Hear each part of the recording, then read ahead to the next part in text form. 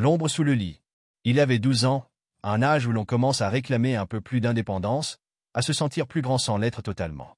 Il vivait avec ses parents et ses deux petites sœurs dans une grande maison de style ranch. Sa chambre, la plus vaste du rez-de-chaussée, était un privilège qu'il adorait.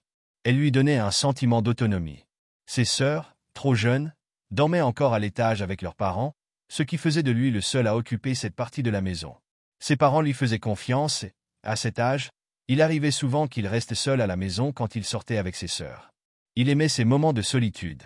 Il pouvait regarder des films tard le soir, jouer à des jeux vidéo sans interruption, et grignoter ce qu'il voulait sans qu'on lui dise d'arrêter.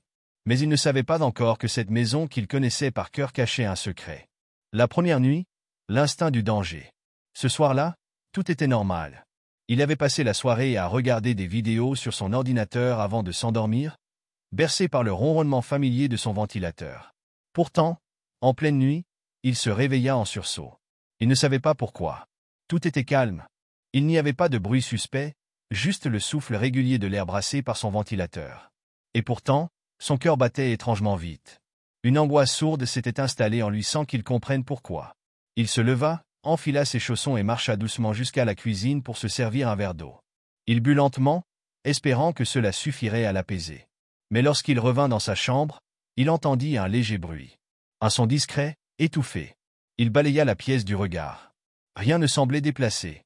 Son lit, son bureau, son armoire, tout était exactement comme il l'avait laissé. Peut-être le bois qui craquait avec la température de la nuit? Malgré tout, une sensation étrange lui tordait l'estomac. Comme une alerte sourde qui lui criait de ne pas rester ici. Il haussa les épaules, tentant de chasser cette peur irrationnelle, mais quelque chose en lui refusait de se rendormir dans cette chambre. Alors, il prit son oreiller et s'installa sur le canapé du salon. Là, enveloppé d'une couverture, il trouva enfin le sommeil. Le lendemain matin, alors qu'il prenait son petit déjeuner, sa mère entra dans sa chambre et fronça le nez. « Tu ne trouves pas qu'il y a une odeur bizarre ici ?» Il haussa les épaules. Il n'avait rien remarqué. Peut-être une chaussette sale oubliée sous le lit? Il n'y prêta pas plus attention. Mais cette odeur, elle était bien là. La deuxième nuit, la révélation. Le soir suivant, il hésita à retourner dans sa chambre. Son instinct lui soufflait de ne pas le faire, mais il se raisonna, ce n'était que son imagination. Il ne pouvait pas dormir éternellement sur le canapé. Il s'installa donc dans son lit, la couette remontée jusqu'au menton, et tenta de se détendre en écoutant la radio. La climatisation tournait en fond, diffusant un air frais et constant. Mais, à nouveau, il se réveilla en pleine nuit. Cette fois, ce n'était pas un simple pressentiment. Il entendit un bruit. Un souffle irrégulier, rauque. Un souffle qui n'était pas le sien. Son corps se figea immédiatement, son cœur battant à tout rompre dans sa poitrine. Il resta quelques secondes à l'écoute, retenant presque sa respiration. Le bruit venait de sous son lit. Ses mains devinrent moites. Un frisson glacial lui parcourut la nuque.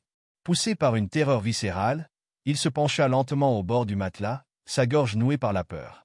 Il prit son courage à deux mains et jeta un coup d'œil sous le lit. Deux yeux le fixaient. Des yeux ouverts, brillants dans l'obscurité. Un cri lui échappa, déchirant le silence de la maison.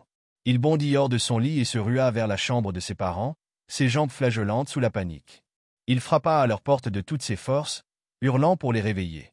Son père ouvrit brusquement, encore ensommeillé, mais lorsqu'il vit son fils en larmes et tremblant, il comprit que quelque chose de grave venait de se passer. « Il y a quelqu'un sous mon lit. » Sans perdre une seconde, son père attrapa la batte de baseball qu'il gardait dans le couloir et se précipita dans la chambre de son fils.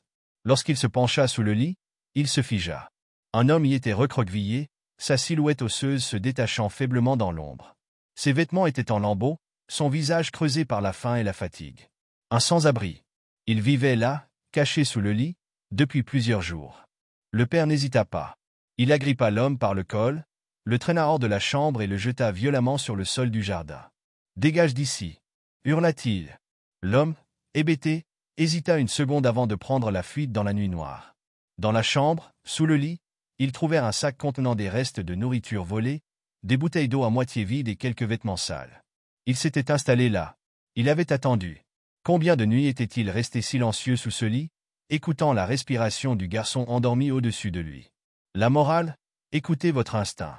Ce garçon avait senti, dès la première nuit, qu'il y avait quelque chose d'étrange. Une intuition, un malaise inexplicable. Et il avait eu raison. Si son instinct lui avait crié de quitter la chambre, c'était pour une raison. Parfois, notre esprit perçoit des choses que nous ne comprenons pas encore. Écoutez votre intuition. Elle pourrait bien vous sauver la vie.